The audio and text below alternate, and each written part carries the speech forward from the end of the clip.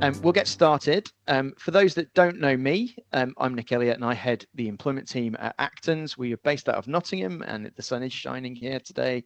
And we do the full range of employment law with a whole load of different clients, ranging from smaller startups and SMEs through to some household names that you'll have heard of, and they're mentioned on the slide. I do a lot of activity on LinkedIn. Jess will no doubt laugh at that. But if we're not connected, do grab your smartphone, use the QR code there to connect. Particularly with the topic of the Employment Rights Act at the minute, things are changing so fast. There are updates pretty regularly, and LinkedIn is a good way to keep up to date with those if you follow somebody like myself or a number of others who are putting those kind of updates out there. It is worth dipping into LinkedIn, even if you're not a heavy user like some of us. I would suggest that now's the time to get on there and have a look at that kind of stuff, just to keep up to date with things, because things like newsletters go out a little less regularly and can take some time to catch up. So that's worth doing. I have a fabulous team who are all there. Laura in particular loves a LinkedIn connection request. She doesn't really, but please feel free to send her one, because that would be quite fun. And it would be great for you to connect with them. We're also doing some other webinars, which again you'll see on LinkedIn too, and Iveta in the background might even be able to post a link to those.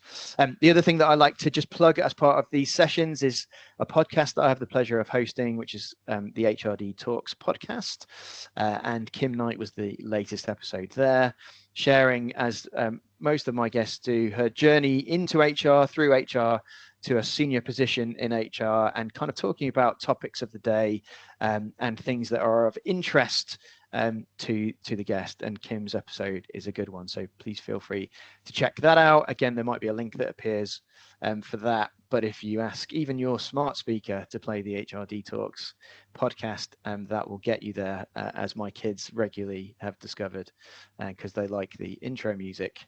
That's about it. Them and my mum, I think, are the main listeners at the minute, but hopefully you might find it useful too. So in terms of the session today, there's kind of two parts to it. What we wanted to do is focus on why training managers is important. I think Jess and I found a shared passion for upskilling managers in the things that they need to do their jobs well. And some of that in my world is around what's coming in the Employment Rights Act. And we're going to look at some of that stuff in the context of what might the impact on managers be. But of course, in my world too, it's always been the case that the managers are the front line when it comes to HR. And actually, they're the ones that can do things well or do things badly, and them knowing what they're doing is a good idea.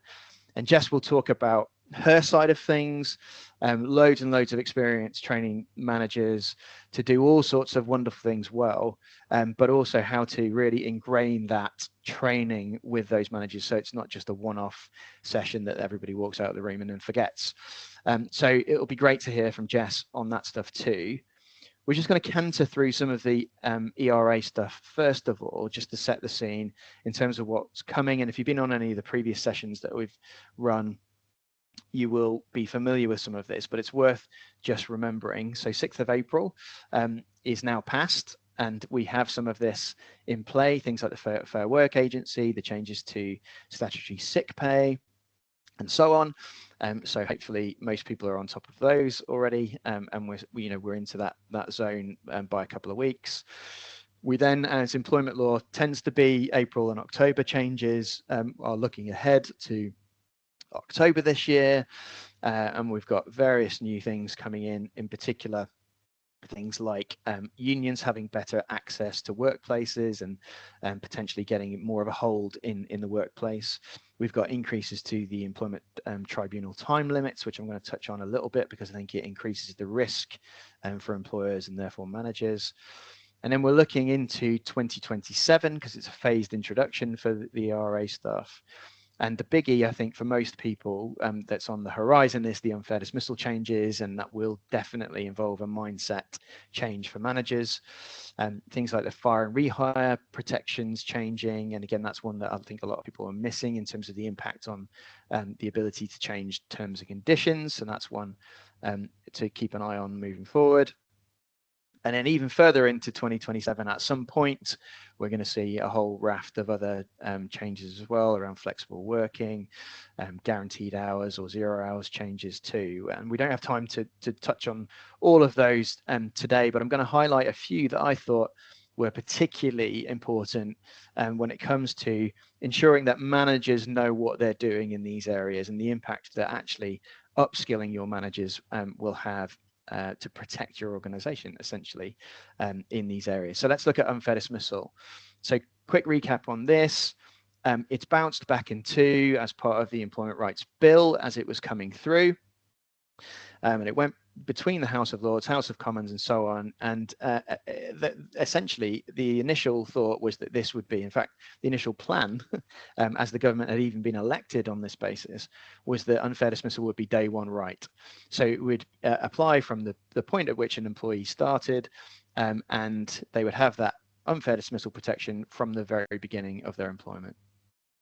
And despite the fact that there are even some resources still out there that suggest that that's the case, and certainly if you ask ChatGPT, it might well give you the wrong answer and say that unfair dismissal is going to be a day one right moving forward.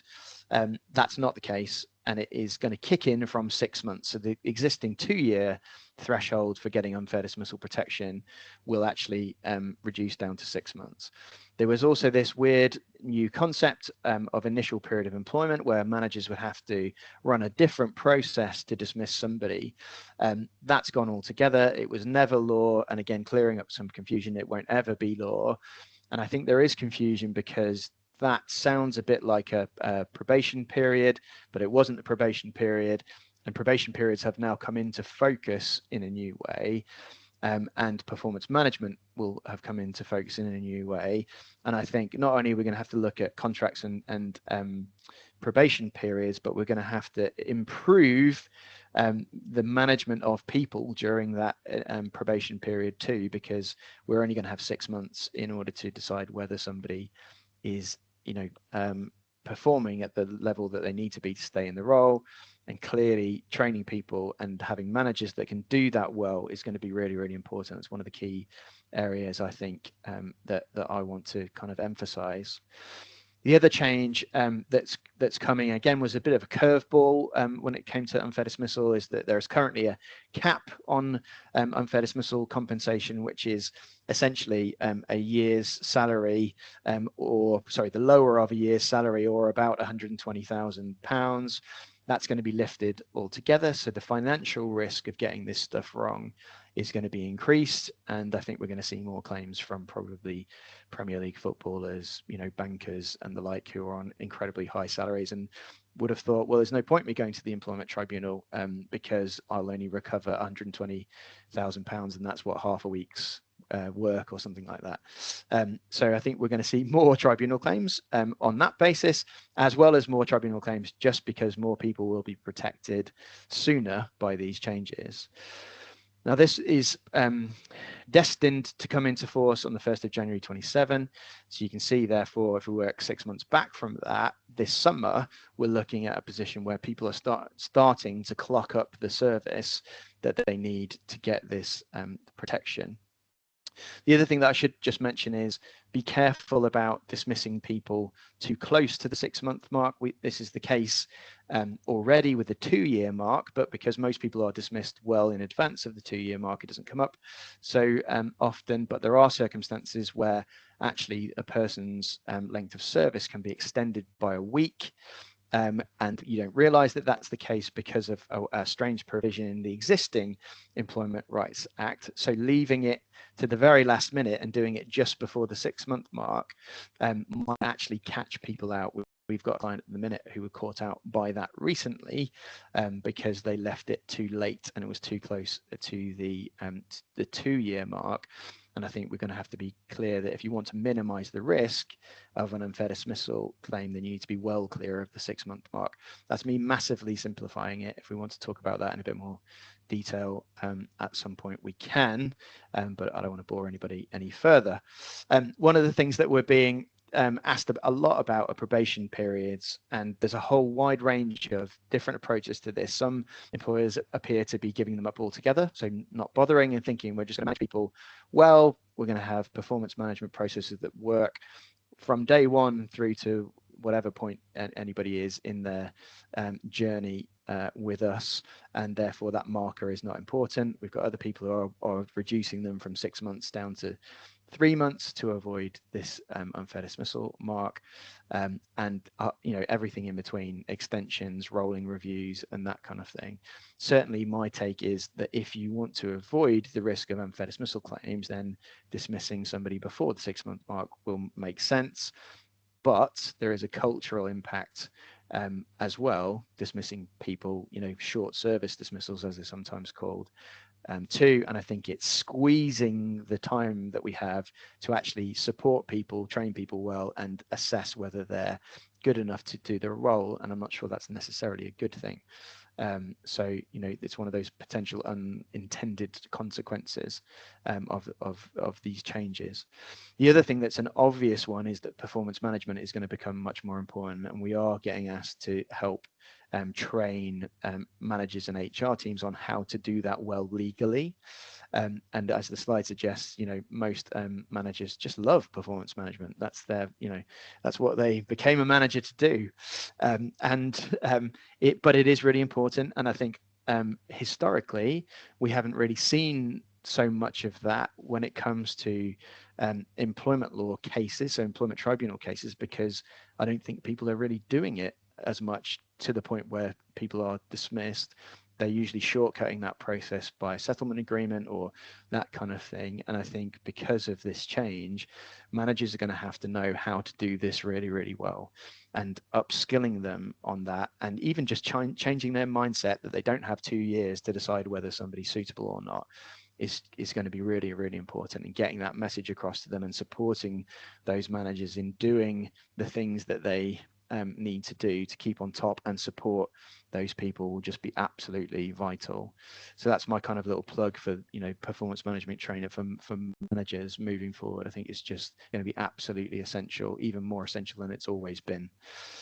And of course, the other thing is just recruiting well in the first place. So that's one that a lot of people have been kind of highlighting, saying, okay, well, this is all well and good, but let's improve our processes for ensuring that we get good people into our organization in the first place, which I get, but it's sometimes easier said than done. So that's the biggie. I think the others are probably a bit quicker to go through. Statutory sick pay obviously changed in earlier in April, and this was basically removing the waiting days. So the 3 days where you wouldn't have got statutory sick pay, you had to be sick for those, and then the 4th day you get your SSP. That's been removed. It's a day one right from the first day of sickness. You're now getting SSP. The lower earnings limit, as it's described, has also been removed, which was a kind of a cap at the bottom end, preventing people who were not earning as much from actually qualifying for SSP. And that's been removed, so people do as well. So it's opened up a whole load of extra people who will qualify, and it's increased cost for employers. It will, I think, in my view, increase absence. And it might well be that we see some, trends in terms of particularly short-term intermittent absence increasing. There will be an additional cost, and employers have been budgeting for that already. And I think the key here for me is, well, there's a number of things. I'm going to talk a little bit about our absence audit in a second, but I think from a management training perspective, managers who are on top of absence management are going to be absolutely vital. And again, people have different views on things like return to work interviews. I'm actually quite keen on them. I know that managers don't like them, but I think it's important for a manager to engage with their employee as to why they've been off, how they're doing, what they can do to support them moving forward. and actually having those conversations rather than either avoiding them or it just being a kind of paper exercise or electronic exercise. This is why I was off. Yeah, I'm fine. You know, I think that interaction between manager and employee is really, really important. And I think that will improve things. But also just the discipline, managers understanding that actually keeping track of absence, logging absence, and so on is a discipline and is really important. It is key to managing absence well, because they are the front line of these situations. So again, one of the sessions that we do for clients is managing sickness absence well. And that's actually both for HR teams, but also for managers to understand why this is important. And I think the SSP change is likely to bring this into focus. It already is for some employers who are thinking, yeah, we want to do this well.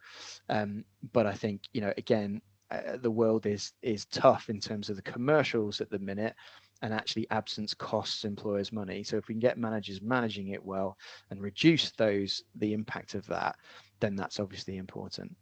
One of the things that we are doing at the minute is a sickness absence audit, and this involves looking at what managers are doing, but it also involves looking at policies, procedures, and looking essentially for legal compliance, but also ways of reducing absence within an organization. So again, if you've got a smartphone and you want to use that QR code to book in a slot to chat to me about how we might be able to help with that for your organization and reduce the sickness absence that you currently have, partly as a result, I think, of the SSP changes, then do get in touch. That would be cool. The other one just to touch on is menopause action plans. It's a topic that I talk about a fair bit and have posted on LinkedIn about my wife and I's experience of that. But the government have kind of caught up with what people have been talking about for a little while and decided that actually menopause action plans would be a good idea. Now, there's guidance released on this again earlier this month. I've certainly seen a number of people saying, well, it could have gone further. It's not really that amazing, you know, but it's something. And I think that's probably how I would summarize it too. I think it is a step in the right direction. This applies for employers with over 250 employees. So larger employers, and they will be required in April 27 to publish menopause action plans. It's voluntary before then, and I know that a number of employers are already looking at this because they've decided it's a good idea to do it and get ahead of things, both large and smaller employers as well. And if those employers that do qualify and are caught by this don't produce these menopause action plans, then there will be penalties for not doing so. In terms of the impact of this one, I think it will likely help bring menopause into focus for employers and how they can support their workforce properly. I think that's a good idea. It's hopefully going to result in more women staying in the workforce and performing well and so on. But again, I think there's an education piece for managers in, one, understanding menopause, and two, feeling empowered and skilled enough to have conversations about it. And I think you know, that's probably where I would be saying, okay, well, it's all well and good having a menopause action plan and a policy and so on, but actually, how is this being dealt with internally? Do managers understand how to deal with these situations, how to have these conversations well? And therefore, there's a training need there, I suspect, on that particular issue. The other one is just to finish my section, I think, is just flagging this change to employment tribunal time limit. So this is another part of the Employment Rights Act. The tribunal system is on its knees already. So we've seen huge increases in employment tribunal claims. The latest stats, I think, suggested single claims were up by something like 50%. We've got tribunal claims being listed into April, April and beyond in 2029. So it's absolutely, just really, really struggling with the weight of claims. AI is driving some of that in terms of employees being able to formulate claims that maybe they might not have been able to previously, and it's a very difficult situation. That's before the unfair dismissal changes come in, And the other thing that's coming is this change, which is that employees will have not 3 months to decide whether they bring a claim, but 6 months. So they will have that period of time before they're sort of out of time in terms of bringing a claim. Now, the government says this is to enable employees and employers to resolve situations without the need to go to an employment tribunal.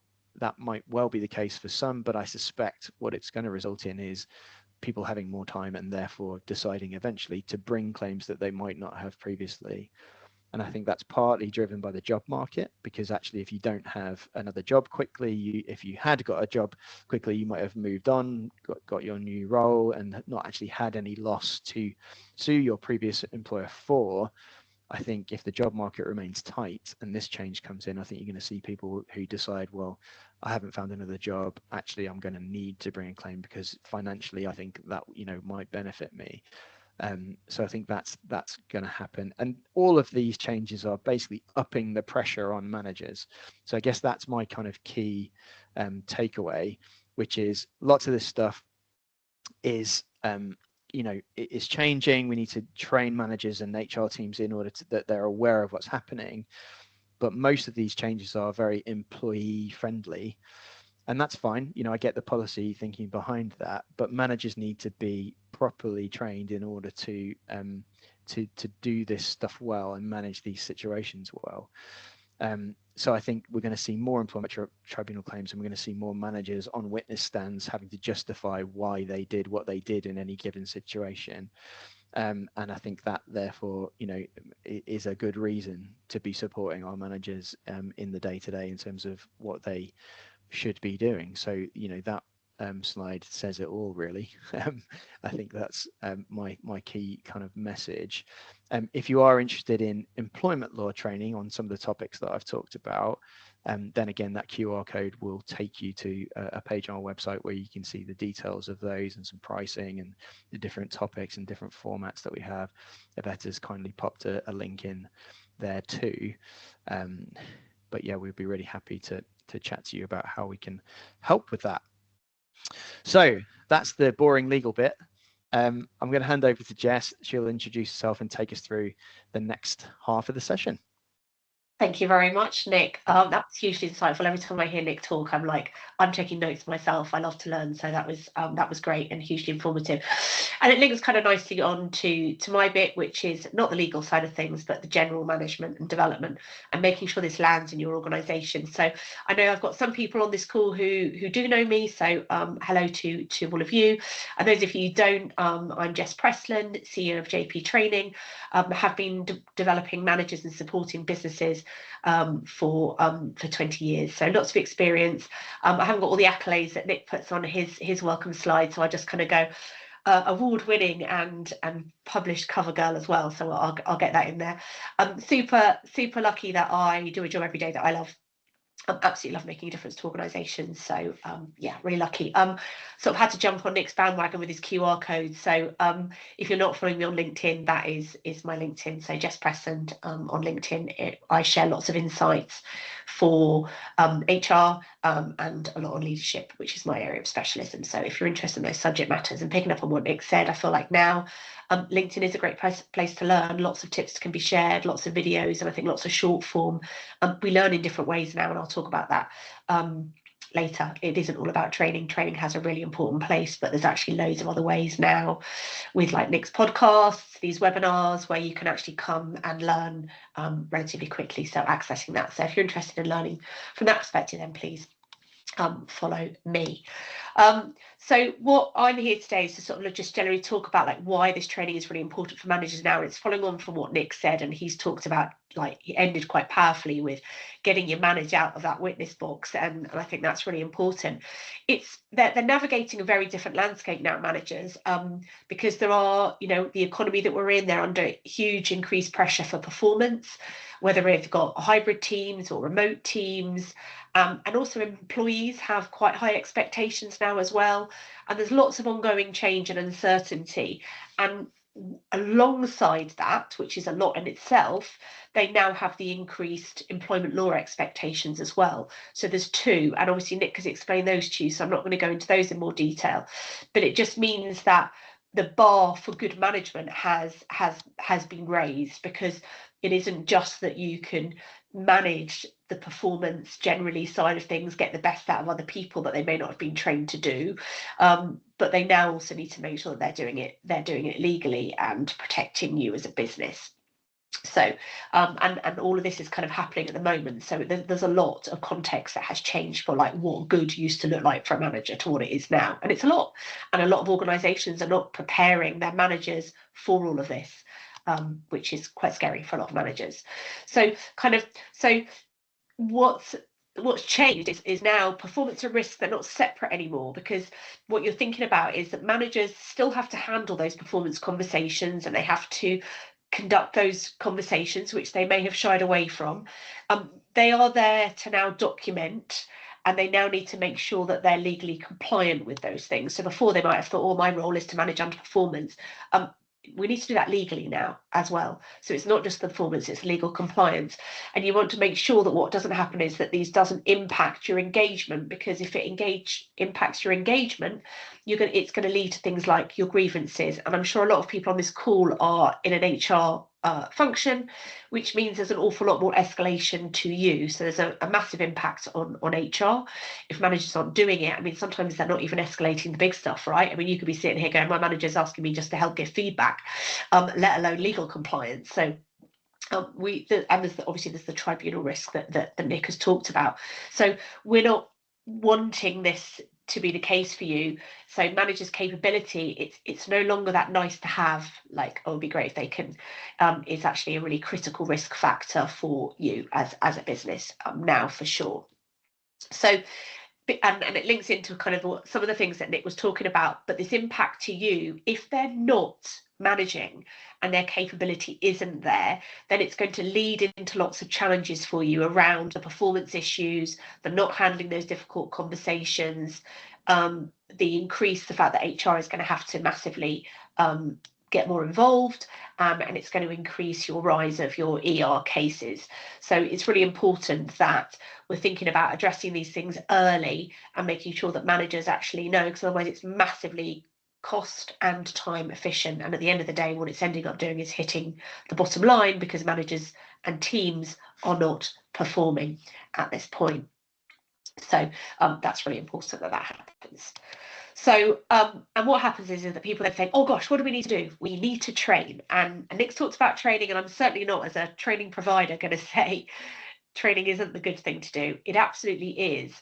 But organizations' response is often, let's train people. And they train them, and they train them on the legal awareness, which is what Nic's courses will share with you, and performance management and difficult conversations. And that is essential, but it's not enough. And what they need to know is, because they need the training to know what the good looks like and what the expectations are and where the risks sit, so that they are compliant. But actually, what's happening is, I'm sure lots of you as HR leaders are probably have invested in training previously, and what's happened is that then they go back to work and they're struggling to apply it. They may be hesitant to have those conversations, and action may well be delayed. So you'll know that it's not because they don't know, because they've had the training, so they have the knowledge. But what's lacking, and what I'll share as we go through this, is what's lacking is the things that need to sit around the training to make sure that you get that behavioural shift. So it's the natural responses training. Training alone is not the answer, and that's what I'd like to say, because what they quite often do is they lack the opportunity to reinforce, they may lack the confidence, and quite often the support within the organisation for it to land. So what you experience is what we call this leadership gap. So you may well, in your organisation, have very clear expectations of what you expect from your leaders. Some don't even have that clear expectation. But the leadership is your ideal, or what they know, but then actually what they're delivering. And that's the gap you're seeing. So you're like, well, they do know this stuff because they've been on that course. So they know it, but they're not delivering on it. And that's the gap that you're currently seeing, because leadership isn't tested in a classroom. A classroom is that safe environment, the psychological safety of a training room to learn, to practice. When they go back to work and they're under pressure to perform, or their workload is high, or there's conflict going on, that's when it's challenging, and that's quite often where the training will fall apart. It's what's happening afterwards that I want to share with you. And you want to close this gap. You need to know that what you expect of your managers and what your managers know is what is actually being delivered. So I'm going to share with you why training alone isn't enough, and then I'll move on to what you as organisations can do about it. So it doesn't, and I think it's just understanding that good management happens in all of those situations, and management alone, and as I said, management is great because it gives that awareness, that common language, and people feel safe, and that's really important. But actually, let's talk about on its own, without the cultural support, without the place for it to land, without the role models, then it won't. So that's what I'm going to sort of share with you.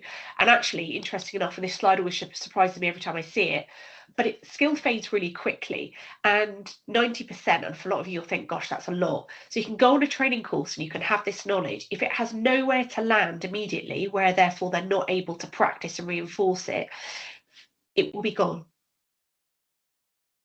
And just kind of want to leave you with that actually you've got to think about, what are we doing after the training course? So I talk a lot today about taking it from an isolated training course to actually development pathways. It's what are we doing after the training course to make sure that that doesn't fade. We don't want that 90%. You want to make sure that you're getting real behavioural change. So I mentioned the isolation, and this is what I see. So it happens all the time. So people think training is the answer, and they're going to send someone a training course, and they're suddenly going to be a great manager. So they attend the workshop, and then what happens is they return to their environment, and old behaviours are rewarded.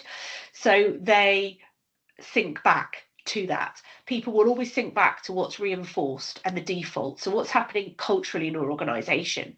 So training shouldn't be isolated. It needs to be part of a development pathway. And then you find that they may have that knowledge, but if they go back to work and work is really pressurised and your managers are super busy, and then what happens is, if they've been leading people for 5, 10, 15, 20 years sometimes, if it's not then supported back in the workplace, then the default is going to kick back. That old knowledge will just come straight back into those situations. They go back to avoiding those difficult conversations again. A workshop is not going to fix 15 years of old habits. That needs to be very much a process. And also, a lot of leadership programs, people will always measure attendance, and sometimes even the happy sheets that people complete afterwards, and they kind of go, oh, that was great. Look, no, all managers have attended the sexual harassment training. All managers have been on, and they tick a box, and they go, they've all attended that training, and that isn't enough. So we need to stop measuring attendance or the feedback scores, because they really enjoyed that day. It was a great day of learning. Actually, what we need to be measuring is what's happening after the training. So what behavioural changes are now happening? Can they now independently have that challenging conversation? What is the impact on their team? Yeah, leadership habits develop over time, and so that's what needs to happen. Also, you need to think about your promotion criteria, and what we see in organisations a lot is that, and I'm sure you'll be sitting here with some nods, I'm sure, is that you promote your good performers. And because they were a great solicitor, they were a great engineer, okay? They might even be a great trainer, they can be great at their jobs, but being great at their job doesn't make them a good manager. And I think you really need to look at your promotion criteria to ensure that actually what you're looking at is not that someone's a great engineer, actually what do we need them to do as leadership, and that should be part of your promotion criteria. Otherwise you're going to be setting the business up for failure, because they are very different skills, very different skill sets. So let's talk about what actually really builds that leadership capability. So I talked about that training alone doesn't work. So what you need to have is that you need to make sure that I talk about this cultural alignment, and what I'm meaning here is that what you're training is what's going to be reinforced and rewarded back in the workplace. You don't want to have a culture that contradicts the messages, because culture will always win out. So you need to be thinking, if you've got your training and your culture has to be aligned, and that's really, really important. So you don't want to have best practice in a training room, but best practice isn't your culture. So the two have to be thinking about, they need to be part of your performance framework. They need to be part of your reviews. So what are we rewarding? What are we recognizing? And that needs to be aligned to what you're being trained. On the job, and I'm sure lots of you are familiar with the stat around what we call the 70-20-10 model. 70% of learning comes from doing your job. 20% comes from informal learning and 10% from formal learning. So they will get their 10% from the training. That's really important. And then they need to go back to work. And that application of that learning is where the real learning is going to take place. And that's where it will come embedded. And then it gets reinforced by all the extra things that we now have available to us. I mentioned LinkedIn and webinars and so forth. So that's where you're going to get your 100%. The training is part of it. So sometimes when people think of their development, they think, oh, I need to go on a training course. It's a really important part of it, but it's not everything. There are lots of other things. Coaching and mentoring is a really important way to support this training. And the two get, in fact, there are two words that actually I hear get confused. A lot of people don't actually know what coaching and mentoring is. So I will just briefly explain. So coaching is about, and what we're talking about is it comes from yourself. So people need to be reflective on what they've done. So they go on a training course and they learn, and they need to reflect on that learning and what they can do. And that comes from themselves. So in a training environment, they are learning, and that will be from an expert. And so they are learning. From coaching, it's about the self-reflection to develop. Very different. No telling, it's coming from them, and that's brought out from the coach. The coach does not need to be the expert. They need to be an expert coach. And as a mentor, it's a position of somebody who's got experience. So I'm a mentor. I mentor junior trainers, not my team, I might add. And I have had a mentor my whole career, and I wouldn't be where I am today without a mentor. So a mentor is someone that you can go to for advice and guidance who has experience in that field. So I have my mentor, she ran a recruitment and training business, still does, and has been doing it a lot longer than me. And I've gone to them since I started my career. As I said, that's advice and guidance from someone in expertise. So it's like, are they going on the training and then they've got that support afterwards? Who's coaching them after the training? Have they got a mentor they can go to for advice and guidance of how it's actually landing back in the workplace? And then you've got this measurement and accountability, where we've also talked about those leadership expectations. So are those, we talked about the gap, what are they expecting? Would you be able to say that all of your managers know what is expected of them? And that's very visible, and what's expected of them is measured. So after the training, they know what they should be doing and how that is measured, because what gets rewarded and reviewed changes behaviour, and it's what becomes embedded. And then finally, I've got the systems which need to be in place to allow people to be able to build that capability. That's about having the support to enable that to happen and aligned. And a lot of places don't have that workload. You know, they could go, oh, this all sounds great, Jess, but I'm totally swamped. A lot of managers aren't actually allowed to manage because they are mainly rewarded on they're still doing the day job and not actually what's on being a manager. So you need to make sure that they're rewarded for good management and not just being an individual contributor, which is really important. So those are the things that you'll need to be making sure that happens. If you want that capability to really increase, the training has its place, and then it's all those things you do around it to grow it. And that's the culture, the coaching, the accountability, and the structure. And that's where you'll really get that behavioural change. So that would be my summary. If you want to build leadership capability, training is there. And in fact, it's there and it's first, and it's really important. So you need the training for the common language, the awareness, the building of the knowledge, the psychological safety. It's brilliant for lots of things. Then what you need to do after the training is to make sure we have clear expectations, following on from the training for managers, that they have an opportunity, that it gets reinforced from above, that you have systems where it can be rewarded, and they have time to practice so that it doesn't fade. I'm now going to talk about closing that gap. So, and I'll share with you again lots of insights and my recommendations of what you need to do to actually bridge that gap. So you set those expectations. Now, how are we going to close the gap that we talked about? Some of the things I've mentioned already, and I just sort of want to go over those. I just mentioned about redefining your leadership success. So moving them away from being individual contributors to thinking about actually it's what they do. So quite often with managers, they're measured on what they do and not how they do it. The how is really important, and performance management frameworks need to make sure that you look at what people do and how they do it, and that's the behaviour. And how that's weighted in your organisation depends. Sometimes it's 50-50, sometimes it's would be a 40-60 split between what people do and how they do it. You don't want a toxic high performer. You want people that work well and the behaviours are right and aligned within your organisation. And then it will be that behaviour that's then performed as part of your promotional criteria. I've mentioned the culture, and that's because it's reinforced every day, and that's about behaviour. Things you need to not just think about what's rewarded, but things that are not tolerated is really important. What's modelled and aligned to that leadership behaviour you're wanting to see. A lot of you, as I said, I know we've got lots of HR leaders here today, and it's actually shifting this being owned by HR. It needs to be owned by your senior leadership team, that it's not like an HR initiative to train your managers. Actually, you need to think about your senior leaders need to be visible role models, and they need to be sponsoring this development. They absolutely have to buy into it. They absolutely have to be doing themselves.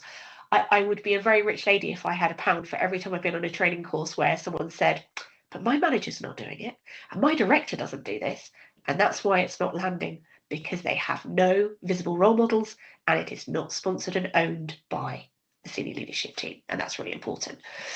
I mentioned this shift from, I know, some people go, oh, I don't like the word journey. I blooming love the word journey, because actually it isn't a one-off event. So for me, it's not a cheesy word. It's actually a reality of what it is. You have to have a journey as a start and a finish point, and it's about pathways. So I'm going to shout out for the journey, because it's taking away your one-off training session and actually building that into a pathway that is a journey. So along that way, they get to practice, receive feedback, and get reinforcement over time. That's the journey for them becoming a great manager, not an event. It's not a one-off event. So that's the big shift that lots of organisations need to have. Also, the word psychological safety, I can talk about the fact that in a training classroom, people get psychological safety. What is that? It's that feeling that they can actually make a mistake, take a risk, have a go, and feel that safety. A lot of people back in the workplace don't have that. They're not able to feel like, do you know what, I can't give that feedback and if it's not perfect, I can't do all that difficult conversation. So it's that support of that psychological safety where actually there may be another manager's in with them while they're having that conversation, because they're being supported, that knowing that, you know what, you just need to try, because actually confidence is built over time. And I know that some people on this call who I've spoke to about confidence before, and actually, where does it come from? Confidence comes from repetition. And you're always, there's people who think, oh, I can't talk, I can't hold that conversation, I can't chair that meeting. You can, and you know what? And every time you do it, it's going to get that much easier. So you need to build that psychological safety so that managers can have a go, knowing that they're not perfect from day one, and they're not penalised for that. So those are my recommendations. So you want to close that gap, then we need to make sure that we're looking at all of these things. So I'm going to get a training provider, we're going to do that. Actually, what are we doing as an organisation to support that learning, to make sure that we're getting that behavioural shift? Training really important, more now than ever, but we need to make sure that it's not an isolation. So these are my shifts as I'm heading towards the last few minutes of my talk. We've got those shifts, so that just to summarise again, it's that not one-off interventions, it's from programs to pathways. So you do the programs, we're not saying we don't do training, absolutely essential. People need that knowledge, they need that awareness, they need the common language. What they do then need is the pathway afterwards. It needs to make sure that they have got the context of how that lands back in their workplace. So frameworks, and making sure that actually it's embedded back in the workplace, because actually the context of what your work situation is like is able to happen. So what's your strategy to allow that development to happen in your working culture day to day? That's what's really important. I also mentioned moving from HR owned to leader led, so that it's making sure that actually the leaders, they need to role model it and sponsor it. And I have mentioned that. I can't say how crucial that is. And I always, sometimes I do a lot of talking with HR leaders, to actually how do we position this to your CEOs and your C-suites to actually, there's a huge cost and impact, return on investment if we don't do these things. And it's actually, what's the cost of not doing it? And actually it's massive. You're going to lose your talent and your performance isn't going to be where it needs to be. Why are we doing all this? Because we want to make sure people are performing. So we're not going to tribunals, we're not having grievances. Let's do it right, because actually the cost of not getting it right is huge. That's why they need the training, but they need to make sure that they're getting role modelled and supported to do this. And then making sure that you have behavioural frameworks, and that's essential. A lot of people have competency frameworks, and you need to have the behaviour so that they know what's the behaviour that needs to show up day to day, that they can then get rewarded and it can be observed that they are delivering that behaviour.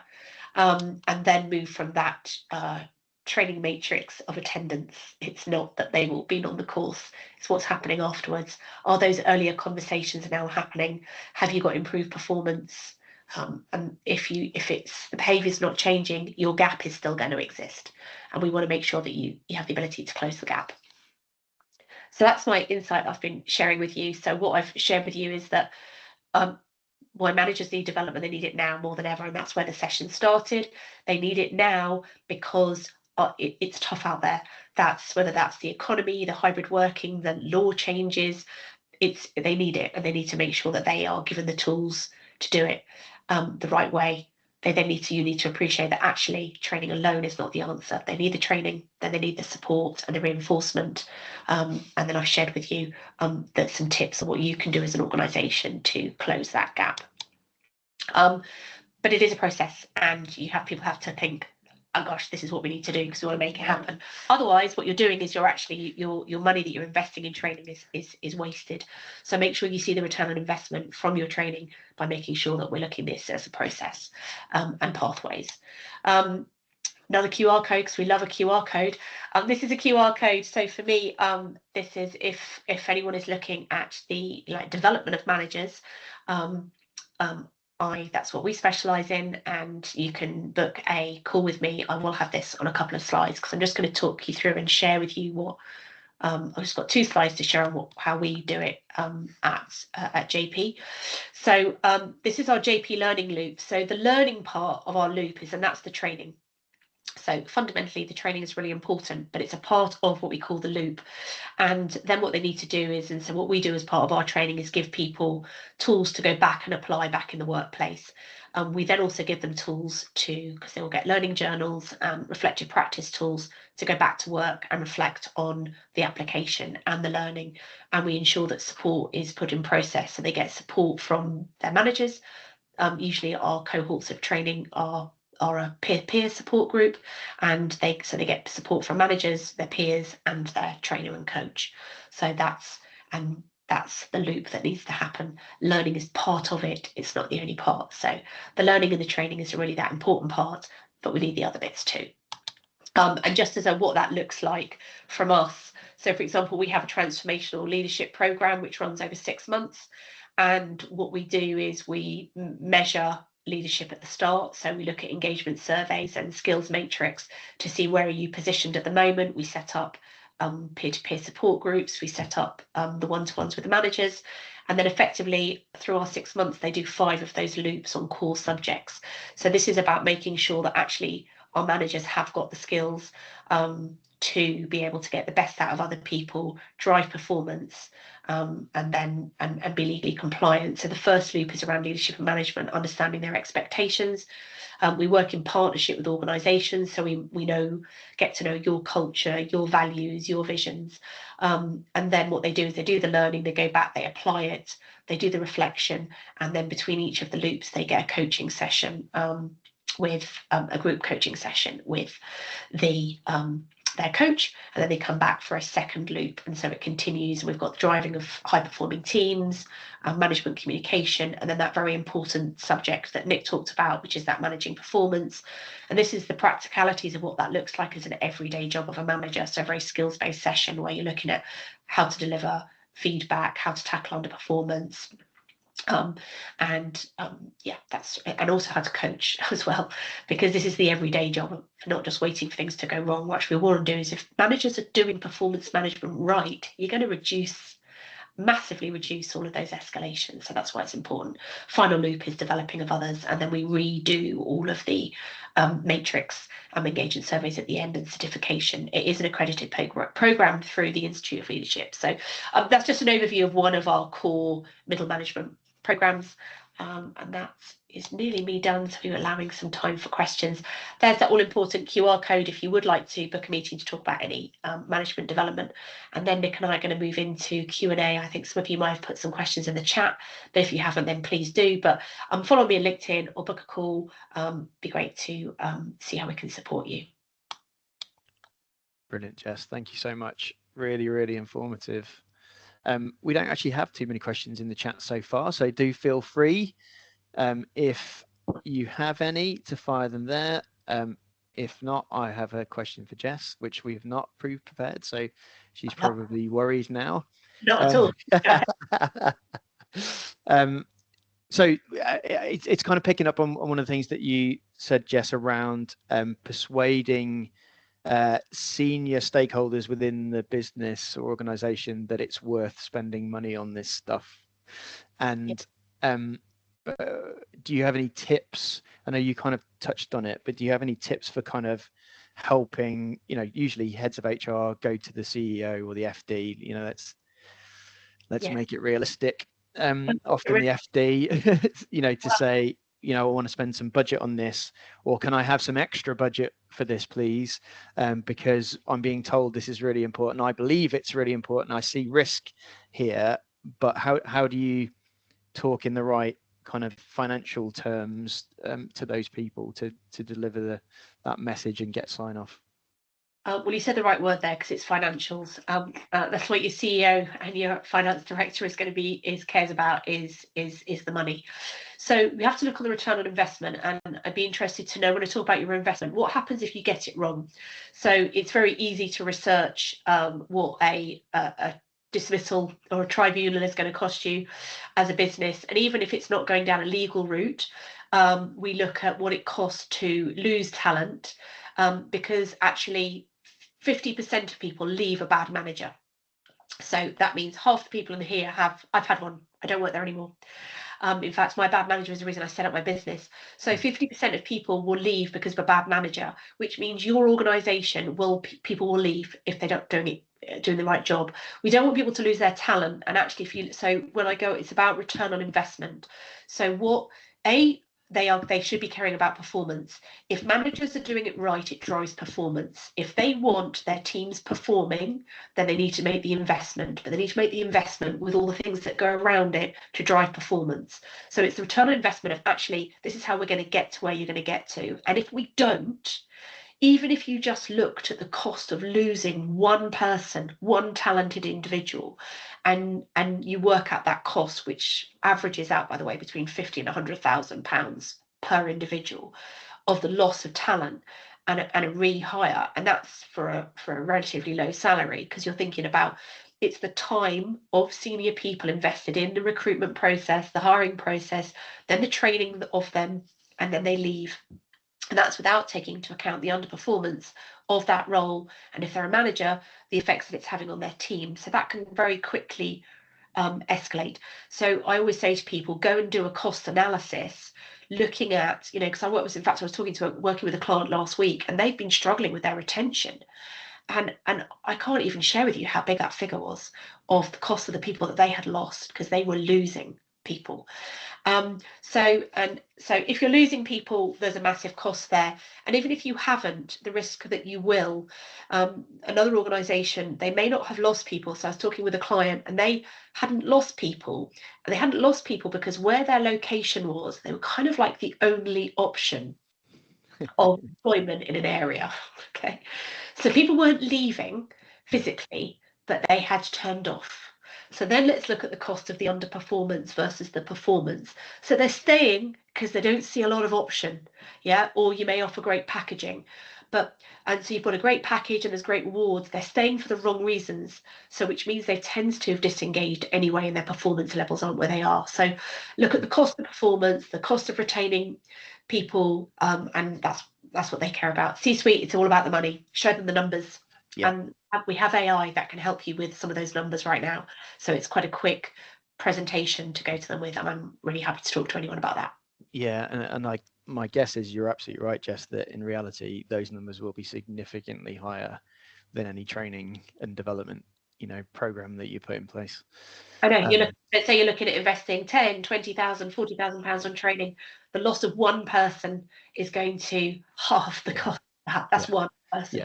Yeah, it's quite an easy sum when you look at it that way, isn't it? Absolutely. Yeah, if you're doing the math, it's a no-brainer. They do need it, because actually, why do you put somebody in a position that they're not able to do? Employment laws change. Why wouldn't you prepare people for that? They are now a manager, or as I said, the whole climate is different now. So prepare people to be able to get the best out of others. Yeah. And then we've got another question, which maybe I'll pick up from Nicola around performance management. So acknowledging again what we've been talking about, the fact that the role of managers changed, especially with new laws in place. Are there any tips for performance management and offering support so that they're doing the best work, essentially? I think it's also an element of the impact that underperformance of certain team members has on the other members of those teams. And I guess it's a whole training session that I run, obviously, as well. So there's a lot to it. I think it's maybe something that people are not as familiar with as they should be, because it's not really being done by managers a lot of the time. And certainly from my perspective, what an employment tribunal will expect to see is underperformance being identified, being addressed with an employee directly, being set measurable targets and improvements that person needs to make, but being given the support and the training and whatever else is necessary in order to give them the best chance that they can improve. And that's the onus on employers for sure, and often a bit that's missed. It's just, well, you just better get better, and then they're left to flounder for a little longer. And then measuring that and reviewing that over time, and running that kind of ongoing circle of improvement for a period of time, in the hope that performance improves, or if it's not, there's then a series of warnings that might then eventually end up in that person going, if they just can't make the grade, as it were, moving forward. But clearly there's a lot of work, and this is probably part of the reason why a lot of employers try and shortcut that process other ways, because it does take time. But again, for me, it minimizes legal risk, but it also sets a culture of, actually, we want you here to do your best work, and we're prepared to support you in that. So I think that's the basic process. But I think the key for me, if there was one tip, would be empowering managers to have those conversations and to do those in the right way. So to be able to say, actually, you're not performing correctly, but to have that conversation in a way that's supportive and encouraging, and identifies it, but it indicates that they're willing to invest that time in the employee to improve. So that would be what I would say on that. Anything else on that, Jess? I was just going to jump in on that. So I think there's a couple of things I'd say. I think the first thing is you need to make sure that actually managing performance is it, and it's managing performance, not performance management. Managing performance is for everybody, and let's try and get the culture where actually it's to get the best out of people. So actually it's for everyone, not just your underperformers. I would always use the phrase nip it in the bud, to deal with things early. So getting managers to make sure that they're there straight away to nip it in the bud and have that conversation, which is why they need to go on training to be able to know how to give feedback, how to have those difficult conversations, because effectively underperformance is that this is what we're expecting, they're below expectation, and you need to bridge that gap. And that's going back to what Nic said around the support. So it's like, what can we do? And also Nic will say, from a legal point of view, managers, it's a very long process if they're not documenting what they are doing to support people. So actually, have you trained them? Have you done a coaching session? What have you done? Because actually an everyday job of a manager is to get the best out of people. So we need to make sure that you are taking people, that you're noticing it quite early before it becomes an inherent problem. And that's what ends up happening, is it get allowed to go on for a very long period of time, and then it's much harder to rectify. Yep. Okay.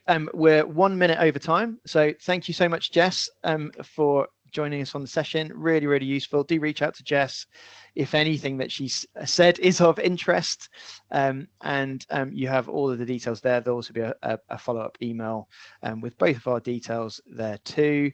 And let's keep the conversation going. Do connect with us on LinkedIn as well.